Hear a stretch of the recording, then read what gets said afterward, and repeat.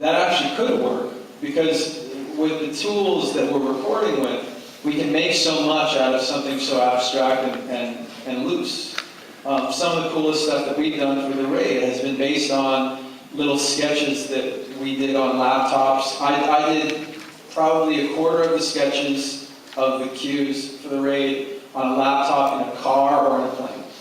And then those were transferred, I built those up as we've been going along. But, technology is, at a certain point, you're not looking at it in terms of just grabbing as many tools and putting them in the toolkit as possible, which is, I think, a few years ago, you probably would have been trying to learn all the stuff you could learn. These days, there's just so much stuff that it's more about not reinventing the wheel. Know your gear, I've got 12 years of piano theory background. That's where I first started playing piano when I was 3.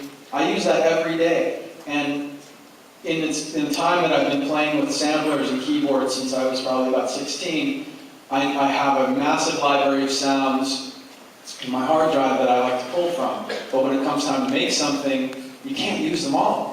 You can't use every plugin, you can't use every sound and every keyboard, and I don't care if you have 200 of them. If you try and use them all on a project, it's going to suck. So pick the ones that have a character that matches the thing you're working on, and use the best stuff that goes together, that fits, and then you can have something with some real, standout personality. Well, and to Mike's point, the director on the film I was just with aspiring musicians, how do I do it easy? Yeah, it's easy. What's the I would say keep the roofing job. Here's a question right here. Well, although I'm having fun working in Pro Tools, so the reason I use Logic is, and I say this to people, it's the least. Last few years, I feel like the recording software has become another instrument, and if you can't, when we go into studio, if we go into studio with a new engineer, and they can't use Pro Tools as quickly as I can, then they're out.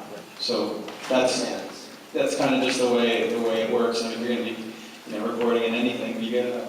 What Kurt said reminds me